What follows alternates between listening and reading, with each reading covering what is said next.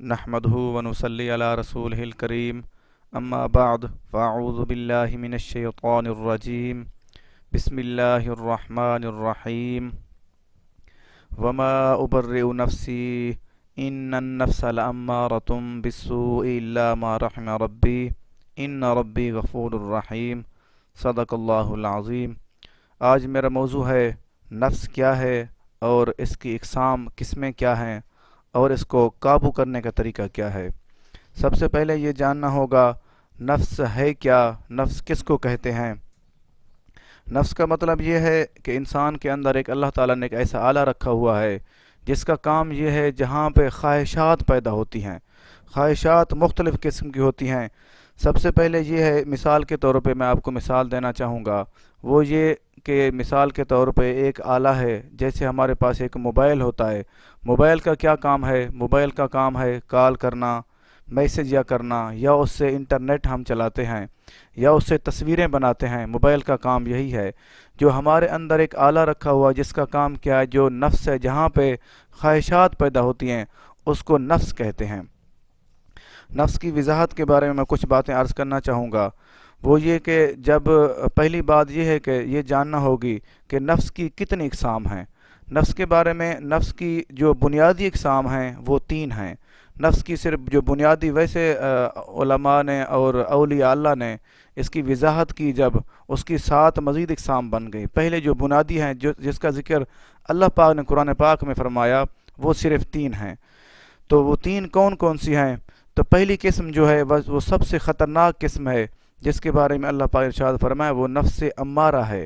پہلی قسم وہی نقصان دینے والی ہے۔ آج میں اسی کے بارے میں بات کروں گا۔ جو دوسری اقسام ہیں وہ تو اچھی ہیں، وہ بہتری کی طرف ایک دعوت دیتی ہے۔ دوسری، وہ جب بہتری تک پہنچ جاتی ہے، وہ اللہ تعالیٰ کی رضا حاصل کر لیتی ہے، اللہ تعالیٰ اس پہ راضی ہو جاتا ہے، اور تیسری قسم تک خود کو پہنچا سکتے ہیں۔ اس کا میں آج ذکر کروں گا، پہلی قسم کا، تاکہ اس سے ہم نکل کر دوسری اور تیسری قسم تک اپنے آپ کو کیسے پہنچا سکتے ہیں۔ سب سے پہلے یہ جاننا ہوگا کہ نفس اتنی خطرناک چیز ہے۔ جب اللہ تعالیٰ نے حضرت آدم علیہ السلام کو پیدا کیا، اور پیدا کرنے کے بعد اللہ پاک نے حکم دیا فرشتوں کو کہ اس میرے نائب کو سجدہ کرو، تو فرشتوں نے سب نے سجدہ کیا، لیکن ابلیس شیطان نے انکار کیا۔ اور اس کو سوچنا چاہیے، اس کو انکار کرنے سے کس چیز نے روکا، اور کون سی مخلوق تھی جس نے اس کو روکا؟ وہ یہی تھا، اس کے اندر والا نفس تھا۔ وہ نفس نے اس کو روکا۔ اس نے کہا کہ یہ تجھ سے بہتر نہیں ہے، تو اس سے بہتر ہے، تو آگ سے پیدا کیا گیا، یہ مٹی سے پیدا کیا گیا۔ یہ جو مٹی ہے وہ آگ مٹی کے اوپر جلتی ہے، تو اس لیے اس کے اندر اس کی تکبر آیا۔ نفس امارہ جو ہے، جو خطرناک ہے، وہ اسی کے اندر جاگا، اس لیے اس نے سجدہ کرنے سے انکار کر دیا۔ ہمارے اندر 3 قسم کے خیالات آتے ہیں، اور یہ بات واضح کرنا چاہوں کہ نفس کے حساب سے کیسے خیالات آتے ہیں۔ ہمارے جسم کے اندر جو خیالات پیدا ہوتے ہیں نفس کے اندر، اور جو خیالات آتے ہیں خواہشات، وہ خیالات کیا ہیں؟ 3 قسم کے خیالات آتے ہیں، اور 3 قسم خیالات آتے ہیں، اور 3 قسم کی خواہشات ہوتی ہیں۔ جو خیالات ہوتے ہیں وہ ہم سوچتے رہتے ہیں، اور جو خواہشات ہوتی ہیں ان پہ ہم عمل کرنے کی کوشش کرتے ہیں۔ جو خیالات ہوتے ہیں وہ بھی 3 قسم کے ہیں، اور جو خواہشات ہیں وہ بھی 3 قسم کے ہیں۔ عمل کرنے کی کوشش کرتے ہیں، اور عمل کرتے بھی ہیں، اور کوشش کرتے ہیں۔ جو خواہشات ہوتی ہیں ہم ان پہ عمل بھی کرتے ہیں اور کوشش بھی کرتے ہیں۔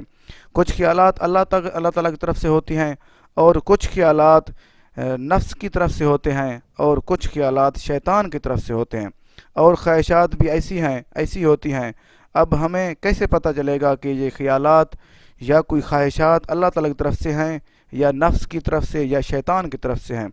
جو خیالات، آگے وضاحت کرنا چاہوں گا، جو خیالات یا خواہشات اللہ تعالیٰ کی طرف سے ہوتی ہیں، اس میں لوگوں کی بھلائی کرنا، نیکی کرنا، مختصر اس میں بہت بڑی بھلائی ہوگی اور اچھائی ہوگی۔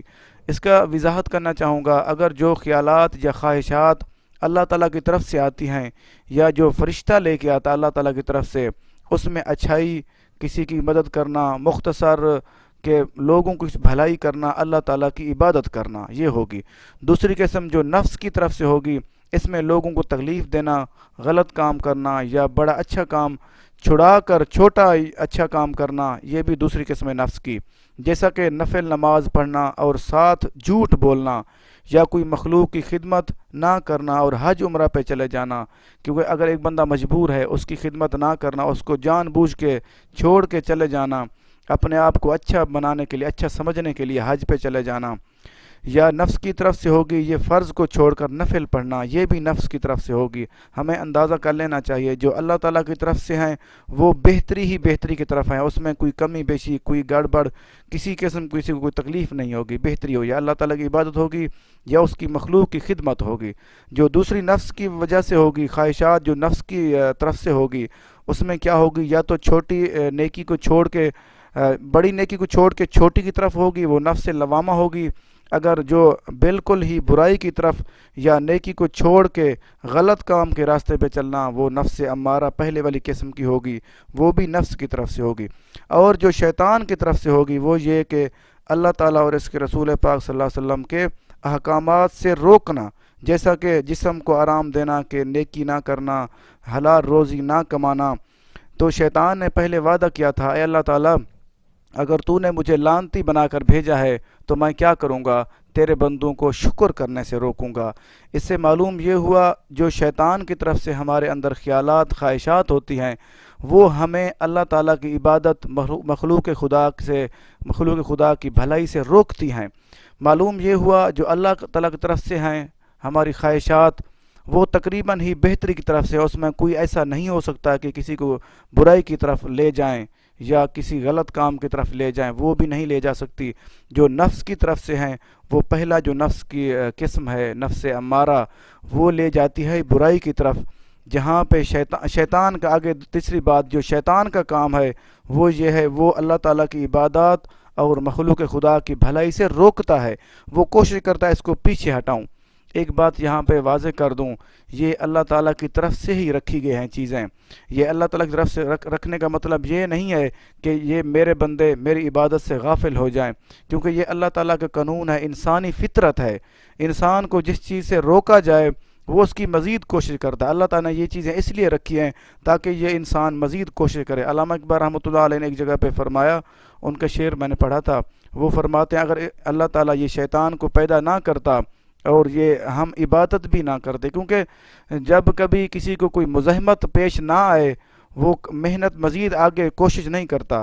دیکھو مثال دینا چاہوں گا، ہم بچے تھے جب کھیلتے تھے، جب کسی کیڑے مکوڑے کو وہ کسی چیز سے پیچھے ہٹاتے وہ دوبارہ واپس آتا۔ یہ فطرت ہے، انسانی فطرت، اور انسان کے اندر ایسی چیزیں بھی ہیں جو فطرت کے خلاف چلتی ہیں، جہاں پہ رکاوٹ آ جائے وہ مزید کوشش کرتا ہے۔ اور نفس کی جو پہلی قسم ہے وہ ہمارے اندر موجود ہے، اور کچھ دوسری قسم بھی ہے جس کو ہم ضمیر بھی کہتے ہیں، جیسا کہ ہم کہتے ہیں کہ اس کا ضمیر زندہ ہے یا مردہ ہے۔ جو نفس ہمیں ملامت کرتا ہے، جو تیسری قسم ہے، وہ اولیاء کے پاس ہوتی ہے، اور ہم نے خود کو پہلی دو قسموں سے نکال کر تیسری قسم میں لے جانا ہے۔ اب ہم ان سے کیسے لے جانا ہے، آگے وضاحت کرنا چاہوں گا قرآن پاک کے حوالے سے۔ پہلے اللہ پاک ارشاد فرمایا، وما ابرئ نفسی ان النفس لامارۃ بالسوء الا ما رحم ربی ان ربی غفور الرحیم۔ یہ حضرت یوسف علیہ السلام کا واقعہ تھوڑا سا عرض کرنا چاہوں گا۔ جب ان کو دعوت دی زلیخا نے برے کام کرنے کے لیے، تو انہوں نے اللہ تعالیٰ سے دعا کی، اور اس کے بعد جب وہ اللہ تعالیٰ کی طرف سے ان کو مدد ملی، وہ کمرے کے باہر نکلے، تو پھر انہوں نے یہی فرمایا تھا، اللہ تعالیٰ میرے نفس نے مجھے گمراہ کر دیا تھا، لیکن یہ تیری رحمت، تیرے کرم سے یہ تو نے بچا لیا مجھے۔ اللہ پر ارشاد فرمایا، اور میں اپنے نفس کو بے قصور نہیں جانتا، وہی فرمایا لگا حضرت یوسف علیہ السلام، میں اپنے نفس کو بے قصور نہیں بتاتا، بے شک نفس کو تو برائی کا بڑا حکم دینے والا ہے، مگر جس پر میرا رب رحم فرمائے، بے شک میرا رب بخشنے والا مہربان ہے۔ دیکھو یہ جو اتنی خطرناک قسم ہے وہ ہمیں غلط کام پہ ابھارتی ہے، غلط کام کرنے کی ترغیب دیتی ہے، لیکن جس کے اوپر اللہ تعالیٰ کی مہربانی، اللہ تعالیٰ کا کرم ہو جائے، اللہ تعالیٰ اس کو بچا لیتا ہے، اور اللہ تعالیٰ بخشنے والا مہربان ہے۔ یہ سورہ یوسف آیت نمبر 53 پارہ نمبر 13۔ ایک اور جگہ پہ اللہ تعالیٰ نے ارشاد فرمایا، ولا اقسم بالنفس اللوامہ، سورۃ قیامت آیت نمبر 2 پارہ نمبر 29۔ اللہ پر ارشاد فرمایا، اور میں قسم کھاتا ہوں برائیوں پر ملامت کرنے والے نفس کی۔ سبحان اللہ، دیکھو اللہ تعالیٰ نے ایک ایسی قسم ہمارے اندر رکھی جو جب ہم کوئی برائی کوئی غلط کام کر لیں وہ نفس ہمیں ملامت کرتا ہے۔ اگر کوئی بندہ اپنی آنکھیں بند کر کے ہی غلط کام کرتا چلا جائے اس کو بھی بار بار ملامت کرتا ہے یہ نفس، دوسری قسم والا نفس لوامہ، یہ جو ملامت کرتا ہے یہ تو نے غلط کام کیا ہے، اپنے آپ کو تسلیم کر لے۔ وہ الگ بات ہے ہم ڈٹ جاتے ہیں کہ میری غلطی نہیں ہے، لیکن اندر سے وہ پکار آ رہی ہوتی آواز کہ یہ تو غلط کر رہا ہے، تو نے غلط کیا ہے۔ تو ہمیں اللہ تعالیٰ سے دعا ہے کہ اس چیز پہ ہمیں کوشش کرنی چاہیے کہ جب نفس ملامت کرے ہم کسی کے ساتھ زیادتی کر لیں، اس کے ساتھ زیادتی کا ازالہ کریں اور اس سے جا کر معافی مانگ لیں۔ اور تیسری قسم کون سی ہے؟ اللہ پاک نے ارشاد فرمایا یا ایتھا النفس المطمئنہ ارجعی الی ربک راضیۃ مرضیہ فادخلی فی عبادی وادخلی جنتی، سورۃ الفجر آیت نمبر 27 تا 30، پارہ نمبر 30۔ اللہ پاک نے ارشاد فرمایا اے اطمینان پا جانے والے نفس، تو اپنے رب کی طرف سے اس حال میں لوٹ آ کہ تو اس کی رضا کا طالب بھی ہو اور اس کی رضا کا مطلوب بھی، پس تو میرے کامل بندوں میں شامل ہو جا اور میری جنت قربت و دیدار میں داخل ہو جا۔ سبحان اللہ۔ دیکھو اللہ پاک نے ارشاد فرمایا اے مطمئنہ نفس، جب نفس اطمینان کی حالت کو پہنچ جاتا ہے، جو اللہ تعالیٰ اور اس کے رسول پاک صلی اللہ علیہ وسلم کے احکامات پہ عمل کر کے اور اللہ تعالیٰ اور اس کے رسول پاک صلی اللہ علیہ وسلم کو راضی کر کے جاتا ہے، پھر اللہ پاک فرماتا ہے میں بھی تجھ پہ راضی ہوں، تو بھی مجھ پہ راضی ہو جا۔ سبحان اللہ۔ ہمیں اللہ تعالیٰ سے دعا کرنی چاہیے ہر وقت کہ اللہ تعالیٰ ہمیں ایسا نفس مطمئنہ عطا فرما جس کی وجہ سے ہم اللہ تعالیٰ تجھ کو بھی اور تیرے رسول کو بھی راضی کر سکیں اور تیری مخلوق کے ساتھ بھلائی کر سکیں۔ اس کا یہ مقام بن جاتا ہے جو نفس مطمئنہ ہو جائے، وہ کوئی پرواہ نہیں کرتا، اس کو جو چیز اللہ تعالیٰ نے عطا کی ہے وہ خوش ہو جاتا ہے ہر چیز پہ، ہر وقت اس کی زبان پہ اللہ تعالیٰ کے شکر ادا ہوتا ہے، وہ اللہ تعالیٰ کے شکر ادا کرنے والا بندہ بن جاتا ہے۔ آگے کچھ احادیث مبارکہ عرض کرنا چاہوں گا کہ ایک حدیث مبارکہ سرکار دو عالم صلی اللہ علیہ وسلم نے ارشاد فرمایا عقل مند وہ ہے جو اپنے نفس کا محاسبہ کرے اور موت کے بعد کام آنے والے عمل کرے، اور بے وقوف وہ ہے جو خواہش نفس کی پیروی کرے پھر بھی اللہ تعالیٰ کی ذات پہ امید رکھے۔ دیکھو ہمارے نبی کریم صلی اللہ علیہ وسلم نے ہمیں حکم دے دیا کہ فرما دیا اور واضح فرما دیا عقل مند انسان وہ ہے جو اپنے نفس کا محاسبہ کرے کہ میں کیا کر رہا ہوں، کیا کرنا چاہیے تھا مجھے اور کیا کر رہا ہوں، وہ عقل مند وہ ہے۔ آگے آپ نے فرمایا بے وقوف وہ ہے جو اپنے نفس کی پیروی، وہ اپنی خواہشات غلط کام کرتا رہتا ہے پھر بھی کہتا ہے یا اللہ تعالیٰ مجھے معاف کر دے گا، اللہ تعالیٰ رحمان رحیم ہے۔ لیکن یہ سوچنا چاہیے ہمیں اللہ تعالیٰ نے عقل دی ہے اور یہ شعور دے دیا کہ ہمارے اندر نفس بھی ہے اور دشمن بیٹھا ہوا ہے اور دوسرا شیطان بھی دشمن ہے، ہمارے اندر یہ چیزیں دشمنی کر رہی ہیں، اور اللہ اکبر یہ ایسی چیز ہے، نفس کی ایک ایسی قسم ہے جو ہمیں نظر بھی نہیں آتی، وہ دشمن خطرناک ہوتا ہے جو سامنے نظر بھی نہ آ رہا ہو اور حملہ بھی کر رہا ہو، تکلیف بھی دے رہا ہو۔ ہمیں آج کے بعد کوشش کر لینا چاہیے کہ اپنے نفس کی طرف غور کریں اور اس سے بچنے کا طریقہ اپنائیں اور اللہ تعالیٰ سے دعا کریں۔ یہ ترمذی شریف کی حدیث ہے، کتاب صیغۃ القیامت، حدیث نمبر 2467۔ ایک اور حدیث مبارک عرض کرنا چاہوں گا، حضور نبی کریم صلی اللہ علیہ وسلم نے ارشاد فرمایا مجاہد وہ ہے جو اللہ تعالیٰ کی اطاعت میں اپنے نفس سے جہاد کرے، اور مہاجر وہ ہے جو خطاؤں اور گناہوں سے ہجرت کر لے۔ سبحان اللہ۔ دیکھو اللہ کے نبی نے ہمیں کتنا پیارا پیغام دے دیا کہ نفس کے ساتھ جہاد کرنا، نفس کو روکنا، وہ مجاہد بن جاتا ہے انسان۔ مثال کے طور پہ اگر کوئی بندہ روزانہ یہ چیز سوچتا ہے کہ میرا نفس کہاں پہ جا رہا ہے، کیا کر رہا ہے، کیا نہیں کر رہا، وہ مجاہد ہے، وہ ہر حالت میں جہاد میں ہے، جس حالت میں بھی ہے وہ نفس کی طرف غور کرتا ہے، وہ جہاد میں ہے۔ دوسرا اللہ کے نبی نے فرمایا مہاجر وہ ہے، ہجرت کرنے والے کو مہاجر کہتے ہیں، یہ برائی سے نکل کے اچھائی کی طرف آ جائے وہ مہاجر ہے۔ اللہ کے نبی ہمیں یہ واضح پیغام دے دیا۔ یہ مشکات المصابیح، کتاب الایمان، فصل ثانی، جلد نمبر 1، صفحہ نمبر 67۔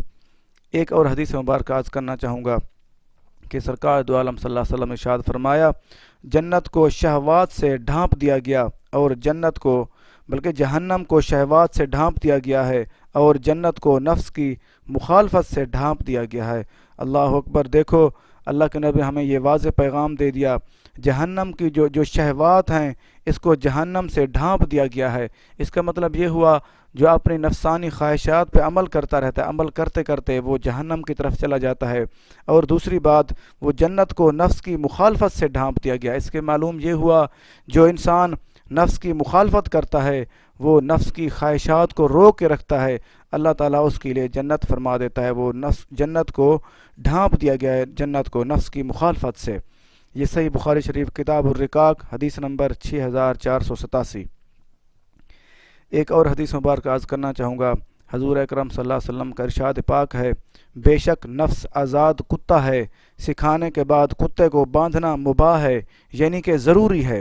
اللہ کے نبی ہمیں یہ واضح پیغام دے دیا، بے شک نفس ایک آزاد کتا ہے۔ آزاد کتے سے مراد یہ ہے کہ ہمارے اندر موجود ہے، ہر وقت وہ خواہشات، وہ چیزیں پیدا کرتا رہتا ہے۔ آزاد اس لیے ہے، اللہ کے نبی نے فرمایا آزاد کتا ہے، سکھانے کے اس کو سکھانے کے بعد اس کو باندھنا ضروری بن جاتا ہے، وہ لازمی ہے۔ ہمیں بھی کوشش کرنی چاہیے کہ اپنے نفس کو باندھیں، وہ خواہشات اس کی جو ہیں جتنے بھی ہیں اس کو کنٹرول کریں، اس کو روکیں۔ یہ کشف المحجوب صفحہ نمبر 306۔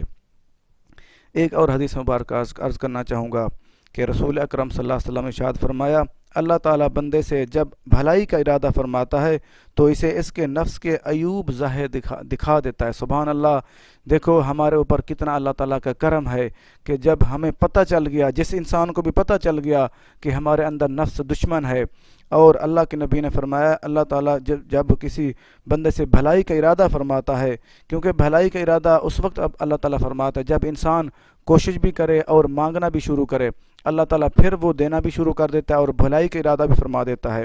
دیکھو ہمارے اوپر کتنا اللہ تعالیٰ کا کرم ہے، حدیث مبارکہ کے روح کے مطابق تو اس کے نفس کے عیوب دکھا دیتا ہے ہمیں۔ اگر ہم غور کریں تو ہمارے اندر یہ عیب جتنے بھی ہیں، جتنی خواہشات غلط ہیں، وہ ہمیں سمجھ آ جاتی ہے، ہم اس سے کنٹرول کر سکتے ہیں۔ یہ کشف المحجوب صفحہ نمبر 291۔ ایک اور حدیث مبارکہ عرض کرنا چاہوں گا کہ سرکار دو عالم صلی اللہ علیہ وسلم نے ارشاد فرمایا کہ اللہ تعالیٰ سے حضرت داؤد علیہ نبینا و علیہ الصلوۃ والسلام پر وحی فرمائی، اے حضرت داؤد علیہ السلام تم اپنے نفس کو دشمن جانو کیونکہ میری محبت اس کی دشمنی میں ہے۔ سبحان اللہ، دیکھو اللہ پاک نے حضرت داؤد علیہ السلام کو یہ وحی فرمائی کہ اگر تو چاہتا ہے کہ میں تجھ سے محبت کروں تو اپنے نفس کے ساتھ اپنے نفس کو دشمن جان، یہ میرا دشمن ہے، یہ مجھے تکلیف دے گا، اس سے بچنے کی کوشش کر۔ یہ بھی کشف المحجوب صفحہ نمبر 291۔ ایک اور حدیث مبارک عرض کرنا چاہوں گا کہ سرکار دو عالم صلی اللہ علیہ وسلم نے ارشاد فرمایا، من عرف نفسہ فقد عرف ربہ، جس نے اپنے نفس کو پہچانا اس نے اپنے رب کو پہچان لیا۔ سبحان اللہ، دیکھو ہمارے اندر اللہ تعالیٰ نے کتنا بڑا انعام دے دیا ہمیں، ہمارے اندر جو صلاحیتیں ہیں، جو ہمیں سمجھ آ گئی، جس انسان نے اپنے نفس کو پہچان لیا کہ مجھے فلاں جگہ پہ تکلیف دیتا ہے، نقصان دیتا ہے، فلاں جگہ پہ بھلائی کا حکم دیتا ہے، اور فلاں جگہ پہ میں نے اس سے بچنا ہے، کہ اس نے تحقیق اللہ کے نبی نے فرمایا اس نے اپنے رب کو پہچان لیا۔ دیکھو کچھ لوگ کہتے ہیں رب کو پہچاننا کیسا ہے، کیسا نہیں ہے۔ اپنے آپ کو، نفس کو انسان پہچان لے، وہ اللہ تعالیٰ کو بھی پہچان سکتا ہے۔ یہ کشف الخفا حرف المیم جلد نمبر 2 صفحہ نمبر 234، حدیث نمبر 2530۔ ایک اور حدیث مبارک عرض کرنا چاہوں گا کہ حضور اکرم صلی اللہ علیہ وسلم نے ارشاد فرمایا، اپنی تکالیف اپنے نفس سے روکو اور اللہ تعالیٰ کی نافرمانی کر کے نفس کی خواہش کی تابعداری نہ کرو، اس صورت میں وہ قیامت میں تجھ سے جھگڑا کرے گا اور تیرا ایک حصہ دوسرے کو لعنت کرے گا، مگر یہ کہ اللہ تعالیٰ مغفرت پردہ پوشی فرمائے۔ سبحان اللہ، دیکھو اللہ کے نبی نے ہمیں یہ کتنا پیارا پیغام دے دیا، اپنی تکالیف اپنے نفس سے روکو، تاکہ جو نفسی کا ہم خواہشات پوری کریں گے تو ہمیں تکلیفیں ہوں گی۔ اللہ کے نبی نے اپنی تکالیف کو نفس سے روکو، اپنے نفس سے روکو، تاکہ جب وہ نفس کسی جگہ پہ گڑبڑ ہوگی ہمیں لازمی تکلیف ہوگی۔ اگر ہم کسی کے ساتھ زیادتی کریں گے، یہ دنیا مکافات عمل ہے، اگر ہم کسی کے ساتھ زیادتی کریں گے یا دھوکہ کریں گے، یہ ظاہری اس وقت اس کے ساتھ دھوکہ ہو رہا ہوگا، لیکن یہ ہمیں تکلیف لازمی اس کی دھوکے کی لازمی ملے گی، کیونکہ یہ اللہ تعالیٰ کے نبی نے فرما دیا اپنی تکالیف اپنے نفس سے روکو، اللہ تعالیٰ کی نافرمانی کر کے نفس کی خواہشات کی تابعداری نہ کرو۔ اللہ کے نبی نے فرمایا اللہ تعالیٰ کی نافرمانی کر کے اپنی خواہشات کی تابعداری بالکل نہ کرو، چھوڑ دو، اس صورت میں وہ قیامت میں تو اس سے جھگڑا کرے گا۔ ہوا کیا، اگر ہم اس کی خواہشات پوری کرتے رہیں گے وہ قیامت کے دن جھگڑا کرے گا، تو یہ خود رک سکتا تھا، اس نے روکا کیوں نہیں خود کو؟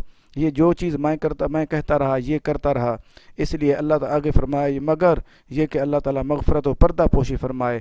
سبحان اللہ، آگے آپ نے دعا فرما دی، اللہ تعالیٰ مغفرت بھی فرما دے اور پردہ پوشی بھی فرما دے۔ یہ احیاء العلوم شریف جلد نمبر 3 صفحہ نمبر 115۔ ایک اور حدیث مبارک عرض کرنا چاہوں گا۔ حضور اکرم صلی اللہ علیہ وسلم نے ارشاد فرمایا، ایک دن صحابہ کرام سے ہم چھوٹے جہاد غزوہ سے جہاد اکبر کی طرف لوٹ رہے ہیں۔ ایک دن نبی کریم صلی اللہ علیہ وسلم نے ارشاد فرمایا، ہم چھوٹے جہاد سے لوٹ کر بڑے جہاد کی طرف جہاد اکبر کی طرف آ رہے ہیں۔ تو صحابہ کرام حیران ہوئے، عرض کی یا رسول اللہ صلی اللہ علیہ وسلم جہاد اکبر کیا ہے؟ تو آپ صلی اللہ علیہ وسلم نے ارشاد فرمایا، سن لو، وہ مجاہدہ نفس ہے، وہ جہاد نفس کے ساتھ جہاد کرنا ہے۔ دیکھو اس سے یہ معلوم ہوا جو کفار کے ساتھ مقابلہ کرتے ہیں اور اپنی جانوں کے نذرانے پیش کرتے ہیں، اس سے معلوم یہ ہوا جو نفس کے ساتھ جہاد ہے وہ اس سے بھی بڑا جہاد ہے۔ دیکھو پہلے اللہ کے نبی نے فرمایا ہم غزوات وہی جنگیں تھیں، اس کے بعد لوٹ کے آ رہے ہیں ہم جہاد اکبر کی طرف۔ جہاد اکبر کیا ہے؟ وہ مجاہدہ نفس کے ساتھ جہاد ہے۔ یہ کشف الخفا حرف را جلد نمبر 1 صفحہ نمبر 375، حدیث نمبر 1360۔ ایک اور حدیث مبارک عرض کرنا چاہوں گا۔ حضرت عمر فاروق رضی اللہ عنہ نے ارشاد فرمایا، اپنے نفس کا حساب لو اس سے پہلے کہ تمہارا حساب لیا جائے، اور ان کو جانچو پہلے اس کے کہ تمہاری جانچ کی جائے۔ سبحان اللہ، دیکھو صحابی رسول وہ فرماتے ہیں کہ اپنے نفس کا حساب لو اس سے پہلے کہ تمہارا حساب لیا، جس کا مطلب یہ ہوا کہ دنیا میں رہ کے اور سوچ سمجھ کے اپنے نفس کا حساب لو۔ یہ نہ ہو کہ قیامت کے دن آپ اگر یہاں پہ حساب نہ لو، آپ کا حساب ہونے لگے، اس کو کیا ہوگا؟ ان کو جانچو پہلے اس کی کہ تمہاری جانچ ہو، اس کو پہلے جانچ پڑتال کر لو، پہچان لو۔ یہ نہ ہو کہ آپ کو جانچ پڑتال ہو، آپ کو پتہ بھی نہ ہو کہ نفس کیا ہے اور نفس کو کیسے کنٹرول کرنا ہے۔ یہ احیاء العلوم شریف باب مراقبہ جلد نمبر 4 صفحہ نمبر 748۔ آگے ایک بزرگ کا قول عرض کرنا چاہوں گا، بلکہ یہ بہو سلطان رحمۃ اللہ علیہ فرماتے ہیں، دل بازار تے منہ دروازہ، سینہ شہر دسیندہ ہو۔ وہ فرماتے ہیں دل جو ہمارے اندر ہے وہ بازار ہے، جو ہمارا منہ ہے یہ دروازہ ہے، جو چیزیں ہمارے اندر ہوتے ہیں یہ منہ سے نکلتے ہیں، جو سینہ ہے یہ شہر ہے، یہاں پہ ہر چیزیں موجود ہیں، یہ پورا شہر ہے۔ آگے فرماتے ہیں نفس کے بارے میں، روح سوداگر، نفس ہے رہزن۔ جو ہمارے اندر روح ہے وہ سوداگر ہے، وہ بدلے کا کام کرتی ہے اللہ تعالیٰ سے، اور یہ جو نفس ہے یہ رہزن ہے جیڑا حق دا راہ مریندا ہو۔ وہ فرماتے ہیں یہ نفس ایسی چیز، ایسا رہزن ہے، ایسا شرارتی ہے، وہ حق کی راہ سے ہمیں روکتا ہے، ہم اللہ تعالیٰ اور اس کے رسول پاک صلی اللہ علیہ وسلم کے احکامات سے ہمیں روکتا ہے۔ ہمیں اس کو جان کے نفس امارہ کو کنٹرول کریں اور اللہ تعالیٰ اور اس کے رسول پاک صلی اللہ علیہ وسلم کے احکامات کے مطابق چلیں۔ جاں توڑی اے نفس نہ ماریں تاں اے وقت کھڑیندا ہو، تو کردہ اے زئے ویلا باہو، جانوں تاک مریندا ہو۔ وہ فرماتے ہیں جب تک اس نفس کو ہم نہیں مارتے تب تک یہ ہمارے وقت کی کوئی قدر، ہمیں نفس کی کوئی سمجھ نہیں آتی، ہمارا وقت بھی رک جاتا ہے۔ رک اس لیے جاتا ہے کہ وہ کوئی وقت کی قدر کا پتہ نہیں چلتا، کوئی ہمارا کام نہیں ہوتا۔ آگے فرماتے ہیں کردہ ہے زائے ویلا باہو، جانوں تاک مریندا ہو۔ یہ ہمارے اندر جو جان جسم ہے اس کو مضبوط یہ تالا لگ جاتا ہے، یہ کمزور ہو جاتا ہے، یہ کام نہیں کر سکتا، کوئی اللہ تعالیٰ کے اور اس کے رسول پاک صلی اللہ علیہ وسلم کے احکامات کے مطابق نہیں چل سکتا، اور یہ وقت کی قدر کرنا بھول جاتا ہے۔ آگے فرماتے ایک اور جگہ فرماتے ہیں ایو نفس اساڈا بیلی جو نال اساڈے سدھا ہو، جو کوئی اس دی کرے تباہی اس نام اللہ دا لدھا ہو۔ زاہد عالم آن نوائے جتھے ٹکڑا ویکھے تھدھا ہو، راہ فقر دا مشکل باہو، گھر اندہ میرا ردھا ہو۔ وہ فرماتے ہیں یہ جو نفس ہے یہ ہمارا جو بیلی ہمارا ساتھی بنا ہوا ہے، جو نال اساڑے سیدھا ہو، وہ ہر وقت ہمارے ساتھ سیدھا لگا ہوا ہے۔ آگے فرماتے ہیں جو کوئی اس دے کرے تباہی، جو اس کی تباہی کرے، اس کو روکے خواہشات سے، اس نام اللہ دا لدھا ہو۔ سبحان اللہ، دیکھو کتنا بڑا مقام مل جاتا ہے، وہ اس کو اللہ تعالیٰ کی پہچان ہو جاتی ہے، وہ اللہ تعالیٰ کو تلاش کر لیتا ہے، وہ پا لیتا ہے۔ آگے فرماتے ہیں زاہد عالم آن نوائے، یہ اس کا مطلب یہ ہوا، وہ فرماتے ہیں جتنے زاہد، جتنے عبادت کرنے والے لوگ تھے اور جتنے علم والے لوگ تھے، ان کو بھی ایسی عادت بنی جتھے جتھے ٹکڑا ویکھیں تھدھا، وہ جہاں پہ اچھی چیز کھانے کو ملتی ہے وہ وہیں پہ چلے جاتے ہیں۔ آگے فرماتے ہیں راہ فقردہ مشکل باہو گھر اندھا میر ردھا، وہ فرماتے ہیں مشکل راہ، مشکل راستہ ہے وہ فقر والا، فقیری والا، لیکن کیا ہے یہ ہمیں اپنے کھانے پینے کی، گھر کی خواہشات کو یہ چھوڑ کے راہ فقر اللہ تعالیٰ کے اور اس کے رسول پاک صلی اللہ علیہ وسلم کے راستے کو اختیار کر لینا چاہیے۔ آگے ایک واقعہ عرض کرنا چاہوں گا۔ جب اللہ تعالیٰ نے نفس کو پیدا فرمایا تو وہ اسے اپنی بارگاہ میں حاضر کیا اور فرمایا بتا میں کون ہوں اور تو کون ہے۔ یہ واقعہ کچھ واضح عرض کرنا چاہوں گا۔ اللہ تعالیٰ نے جب نفس کو پیدا فرمایا تو اللہ تعالیٰ نے اس کو بلایا اور پوچھا تو بتا کون ہے اور میں کون ہوں، اور تو نفس نے کیا جواب دیا؟ نفس نے جواب دیا تو ہے اور میں ہوں۔ دیکھو نفس کی کتنی بڑی، کتنا خواہش کرتا ہے، اس کو پہچان بھی بھول جاتی ہے۔ آگے کیا ہوا؟ اس تکبر بھرے جملے کو اللہ تعالیٰ نے جب سنا کہ اللہ تعالیٰ نے فرمایا اس کو آگ میں ڈال دو، آگ کا عذاب دیا جائے، آگ کا عذاب دے دیا۔ کچھ عرصے کے بعد اللہ پاک نے پھر آگ سے نکال کر پھر پوچھا، وہی سوال پوچھا کہ تو کون ہے اور میں کون ہوں۔ نفس کو کیا ہوا؟ نفس کو تو کچھ بھی نہیں ہوا، نفس نے پھر وہی جواب دیا کہ تو ہے اور میں ہوں۔ اللہ پاک نے پھر کیا کیا؟ اللہ پاک نے پھر اور عذاب دیا ان کو، اس کو بہت زیادہ تکالیفیں دی، لیکن کیا ہوا؟ اس طرح کے عذاب میں مبتلا کیا، مگر اس نے اللہ تعالیٰ کی ربوبیت کا اقرار نہیں کیا۔ دیکھو اللہ تعالیٰ نے جتنی مرتبہ اس کو بلایا، اس نے بالکل اللہ تعالیٰ کے رب ہونے سے اقرار بھی نہیں کیا اور انکار کرتا رہا۔ آخر کار اللہ پاک نے اسے بھوکا رکھا۔ جب بھوک میں اس کی ایک مدت گزر گئی، جب اس کو کچھ عرصہ ہوا بھوک میں رہتے ہوئے، تو اس کا سارا زور ٹوٹ گیا۔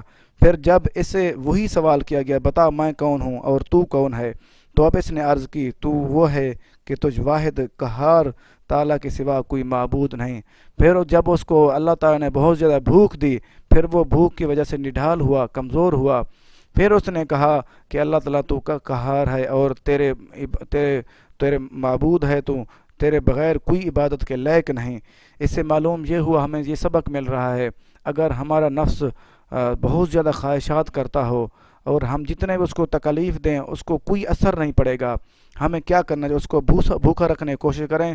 جب وہ بھوکا رہے گا اس کا مطلب یہ ہوا کہ ہم کھانا کم کھائیں، جب کم کھائیں گے تو ہمارا پیٹ تھوڑا بھوکا رہیں گے، وہ نفس کمزور ہوگا، پھر ہم اپنی وہ فضول خواہشات سے اپنے آپ کو روک سکتے ہیں۔ یہ مقاصد السالکین صفحہ نمبر 129۔ ایک اور واقعہ عرض کرنا چاہوں گا۔ ایک دن سرکار دو عالم صلی اللہ علیہ وسلم نے اپنے صحابہ کرام رضی اللہ عنہم سے فرمایا تم اپنے اس ساتھی کے بارے میں کیا کہتے ہو؟ تو صحابہ کرام متوجہ ہوئے کہ پتہ نہیں کون سا ساتھی ہوگا، کہ اگر آپ نے فرمایا اگر تم اس کی عزت کرو اور اس کو کھلاؤ پلاؤ تو وہ تمہیں شر کے انتہا درجے تک پہنچا دیتا ہے، اور اگر تم اس کی تذلیل کرو، اس کو ذلیل کرو اور اس کو بھوکا ننگا رکھو تو وہ تمہیں بھلائی کے انتہا درجے تک پہنچا دیتا ہے۔ تو دیکھو اللہ کے نبی نے فرمایا ایک دن صحابہ کرام سے کہ آپ نے فرمایا کہ تو اپنے جانتے ہو اپنے ساتھی کے بارے میں تو کیا کرتا ہے، تم جب اس کی عزت کرو، اس کو کھلاؤ پلاؤ، وہ تمہیں شر کی انتہا، وہ شرارتی کے شر کی انتہا درجے تک پہنچا دیتا ہے، اور اگر تم اس کی تذلیل کرو، اس کو ذلیل کرو، اس کو بھوکا رکھو، ننگا رکھو، تو وہ کیا کرے گا؟ وہ تمہیں بھلائی کے درجے پہ، انتہا کے درجے پر تک پہنچا دیتا ہے۔ تو صحابہ کرام علیہم رضوان نے عرض کی یا رسول اللہ صلی اللہ علیہ وسلم کیا یہ برا ساتھی زمین پر ہے؟ تو آپ صلی اللہ علیہ وسلم نے ارشاد فرمایا اس ذات کی قسم جس کے قبضہ قدرت میں میری جان ہے، وہ تمہارا نفس ہے جو کہ تمہارے پہلو کے درمیان چھپا بیٹھا ہے۔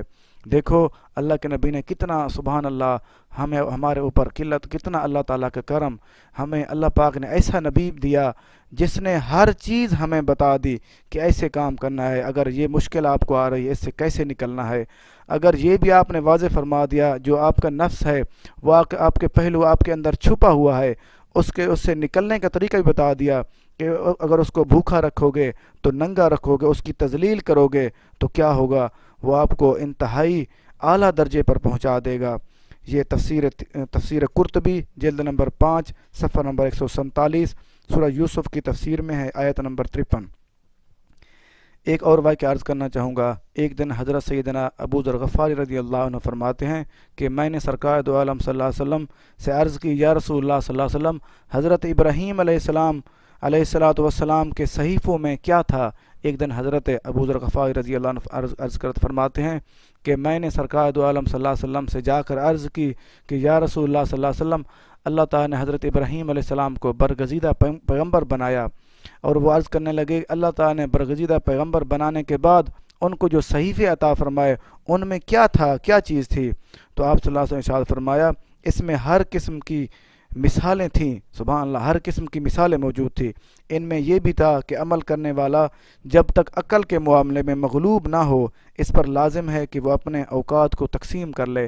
جب اس کی عقل انسان کی غالب نہ آ جائے، عقل پہ مغلوب نہ کر لے، کیونکہ عقل ایک چراغ راہ ہے، علامہ اقبال فرماتے ہیں عقل جو ہے اس کی ایک حد ہے، یہ منزل جو ہے وہ عشق ہے ہمارا، اللہ تعالیٰ اور اس کے رسول پاک صلی اللہ علیہ وسلم کا عشق ہے۔ آپ فرماتے ہیں کہ اپنے اوقات کو تقسیم کرے، دنیا میں رہنے کے لیے اپنے اوقات کو، اپنے وقت کو تقسیم کرے۔ پہلا وقت کہاں پہ گزارے؟ ایک وقت اپنے رب تعالیٰ سے دعا کرتا رہے، رب تعالیٰ کو یاد کرتا رہے، اس سے دعا کرتا رہے، اور وقت کو تقسیم کرے کہ اتنا وقت میں نے یہ کام کرنا ہے۔ اور دوسرا آپ نے فرمایا ایک وقت اپنے نفس کا محاسبہ کرے، یہ سوچے کہ میں نے کیا غلط کام کیا، کیا مجھے کرنا چاہیے اور کس مجھے غلط کام سے رکنا چاہیے، اپنے نفس کا محاسبہ کرے، حساب لے۔ اور تیسری بات، ایک وقت میں اپنے کھانے پینے کی حاجات کو پورا کرے، کیونکہ دیکھو اللہ تعالیٰ نے انسان کو بنایا، اس نے کھانا پینا بھی ہے، اپنے کھانے پینے کی حاجات کو، اپنی جو حاجتیں ہیں، جو ضرورتیں ہیں، اس کو پورا کرے۔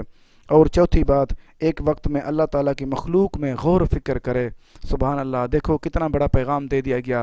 مخلوق میں غور و فکر کرنے کا کیا مطلب ہے؟ وہ یہ کہ ہماری جو ذمہ داری ہے، ہم اپنے بچوں کی پرورش کرنی ہے، اپنے بیوی کا خیال رکھنا ہے، اور اپنے اہل و عیال کا، اپنے ہمسایوں کا، اور پوری مخلوق کا جب ہم نے خیال کرنا، غور و فکر کرنا چاہیے کہ کس کی ذمہ داری ہے اور میری ذمہ داری کس کے لیے ہے، اور میں اس کا خیال رکھوں۔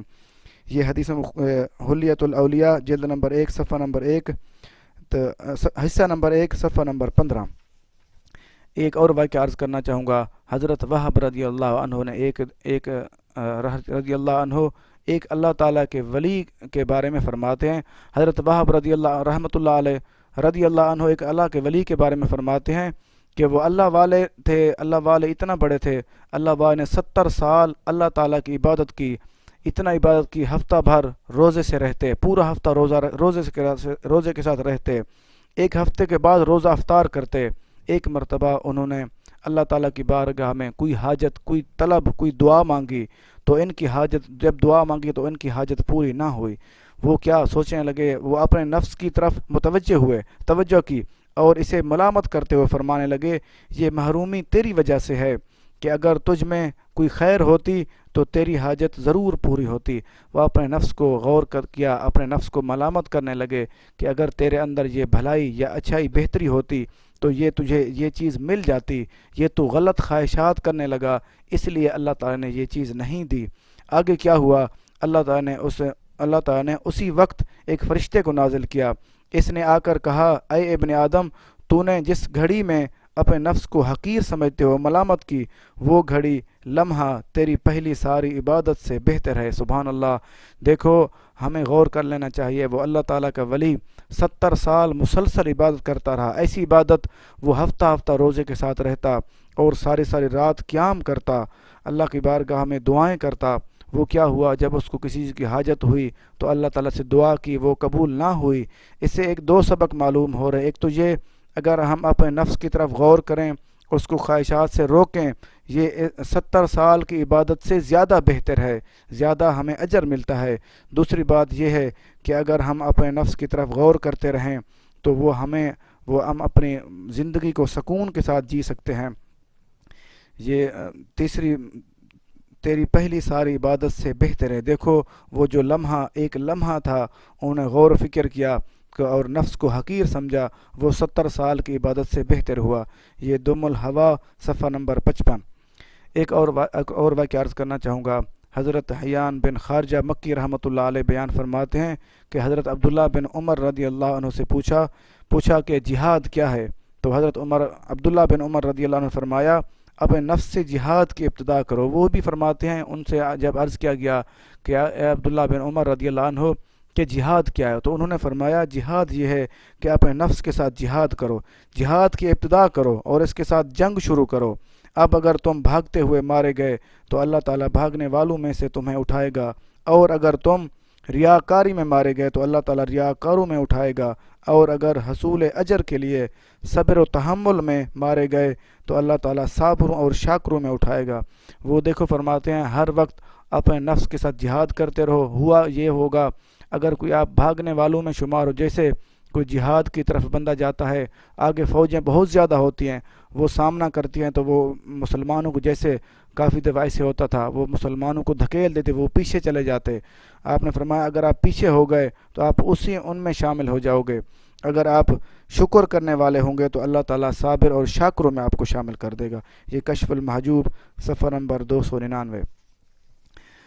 آگے کچھ قول عرض کرنا چاہوں گا اللہ والوں کے نفس کے بارے میں۔ تو اللہ تعالیٰ نے ایک بزرگ رحمۃ اللہ علیہ فرماتے ہیں، اپنے نفس کی عیاریوں سے بچ اور اس کے دھوکہ بازیوں سے بے خوف نہ ہو، کیونکہ نفس کی خباثت 70 شیطانوں کی خباثت سے بھی زیادہ ہے۔ اللہ اکبر۔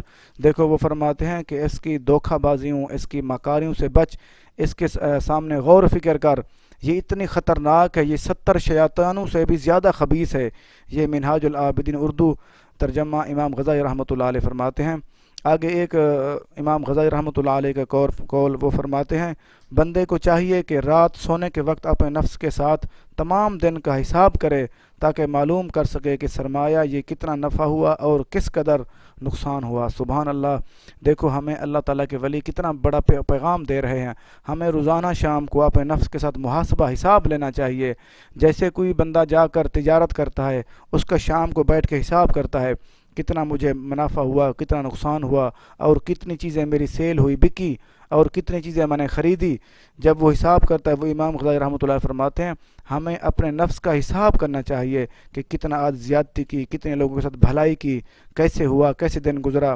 جب انسان روزانہ یہ حساب کرتا رہے گا تو صاف ظاہر ہے بالکل ٹھیک ہو سکتا ہے۔ یہ کیمیائے سعادت صفحہ نمبر 772۔ ایک اور قول حضرت سیدنا شیخ ابو سلمان دارانی رحمۃ اللہ علیہ فرماتے ہیں، نفس کی کسی خواہش کو ترک کر دینا دل کے لیے 1 سال کے روزے اور شب بیداری یعنی کہ رات کو جاگنے سے بھی زیادہ نفع بخش ہے۔ سبحان اللہ۔ وہ فرماتے ہیں ایک بندہ پورے سال روزے رکھتا رہے اور ساری رات قیام کرتا رہے، اللہ تعالیٰ کی عبادت کرتا رہے، ایک بندہ ایک دن تھوڑی دیر کے لیے ایک نفس کی خواہشات کو ترک کر دے، اللہ تعالیٰ اس کو زیادہ اجر بلکہ زیادہ نفع بخش، زیادہ فائدہ مند ہے وہ۔ یہ فیضان سنت جلد نمبر 1 صفحہ نمبر 34۔ ایک اور قول عرض کرنا چاہوں گا، حضرت سیدنا جنید بغدادی رحمۃ اللہ علیہ فرماتے ہیں، تیرا اپنے نفس کو آرزو پر قائم رکھنا کفر کی بنیاد ہے۔ اللہ اکبر۔ دیکھو اگر ہم اپنے نفس کی خواہشات کنٹرول نہیں کریں گے، وہ جیسے مرضی چاہے کرتے رہیں گے، تو وہ فرماتے ہیں یہ کفر کی بنیاد ہے، یہاں سے کفر شروع ہو جاتا ہے، انسان پھر اللہ تعالیٰ اور اس کے رسول پاک صلی اللہ علیہ وسلم کا انکار کرنا شروع کر دیتا ہے۔ یہ کشف المحجوب صفحہ نمبر 295۔ ایک اور قول عرض کرنا چاہوں گا، حضرت سہل بن عبداللہ تستری رحمۃ اللہ علیہ فرماتے ہیں، جس نے نفس پر قبضہ کر لیا وہ پورے عالم پر قابض ہو گیا۔ سبحان اللہ۔ نفس اتنی بڑی، اتنی خطرناک چیز ہے۔ اس کا مطلب یہ ہوا کہ عالمین کو قابو کرنا آسان ہے اور نفس کو قابو کرنا مشکل ہے، لیکن ناممکن نہیں ہے۔ اگر ہم کوشش کریں گے تو قابو کر سکتے ہیں۔ وہ فرماتے ہیں پورے عالم کو اس نے قابض کر لیا جس نے اپنے نفس کو قابو کر لیا۔ یہ تذکرۃ الاولیاء صفحہ نمبر 177۔ ایک اور قول عرض کرنا چاہوں گا، حضرت ابو بکر سید الانی رحمۃ اللہ علیہ فرماتے ہیں، بندے کے لیے سب سے بڑی نعمت یہ ہے کہ وہ نفس کی قید سے رہائی حاصل کر لے، کیونکہ نفس ہی بندے اور اللہ تعالیٰ کے درمیان بڑا حجاب ہے، اور جب تک نفس امارہ مردہ نہیں ہو جاتا تو اس وقت تک اللہ تعالیٰ کی معرفت حاصل نہیں ہو سکتی۔ دیکھو کتنا بڑا پیغام۔ ہم اگر کوئی بندہ یہ چاہے کہ میں اللہ تعالیٰ کی ملاقات کرنا چاہتا ہوں، اللہ تعالیٰ کو ملنا چاہتا ہوں، وہ سب سے بڑی آڑ، سب سے بڑا حجاب جو پردہ ہے یہی نفس ہے۔ جو انسان نفس کو کنٹرول کر لے وہ اللہ تعالیٰ کی معرفت حاصل کر سکتا ہے، ہو سکتی ہے۔ یہ تذکرۃ الاولیاء صفحہ نمبر 333۔ ایک اور قول عرض کرنا چاہوں گا، حضرت شیخ مکارم النہر خالصی رحمۃ اللہ علیہ فرماتے ہیں بندہ کا خدا سے وصل یعنی کہ ملنا یہ ہے کہ اپنے نفس کو چھوڑ دے، اور بندے کا خدا کو چھوڑنا یہ ہے کہ اپنے نفس سے مل جائے۔ اللہ اکبر! دیکھو اللہ کے نبی نے کتنا بڑا پیغام دے دیا۔ وہ فرماتے ہیں جو انسان اپنی نفس کی خواہشات کو چھوڑ نہیں سکتا وہ اللہ تعالیٰ کو سمجھ لو اللہ تعالیٰ کو اس نے چھوڑ دیا، اللہ تعالیٰ کے احکامات کو چھوڑ دیا۔ جس نے اپنے نفس کو قابو کر لیا اس نے وہ اللہ تعالیٰ سے مل جائے گا، وہ اللہ تعالیٰ کے احکامات کو پا لے گا۔ یہ حجت الاسرار صفحہ نمبر 544۔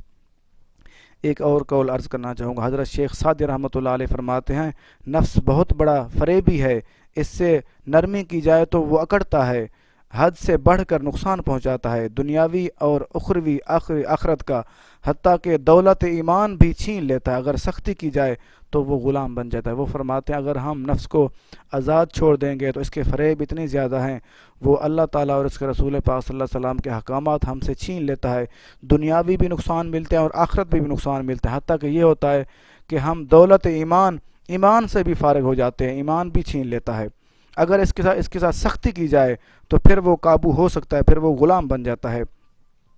اس کے مکر اتنے ہیں کہ اس نے بڑے بڑے لوگوں کو پھنسا کر اللہ تعالیٰ کے رسول پاک اور اس کے رسول پاک صلی اللہ علیہ وسلم کے احکامات سے روک دیا۔ یہ حقائق فی حدائق جلد نمبر 6 صفحہ نمبر 411۔ ایک اور قول حضرت سخی سلطان باہو رحمۃ اللہ علیہ فرماتے ہیں جو نفس کو قید کر لیتا ہے وہ اللہ تعالیٰ کی رضا محبت حاصل کر لیتا ہے، اور جو نفس کو قید نہیں کرتا اسے نفس و شیطان کی رضا محبت حاصل رہتی ہے۔ اللہ اکبر!